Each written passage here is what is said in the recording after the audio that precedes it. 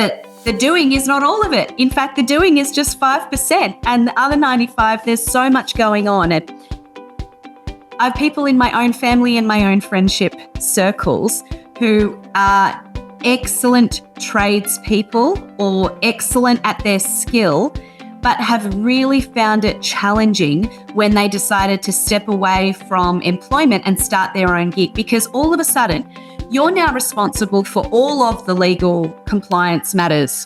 You know, you need to have insurance, you need to be workplace health and safety ready, you need to be, if you're employing people, the legislation that sits around HR is enormous. You need to understand all of that stuff. You also need to understand how to market, where to market, how to generate content, where to push it, what message, when you actually get a lead, what do you do with them? How quickly do you need to call them? What do you say? What if you're not really a great communicator? How on earth do you handle it when someone pushes back against your service? Or what if you give them a quote? What if you underquote? What if you overquote?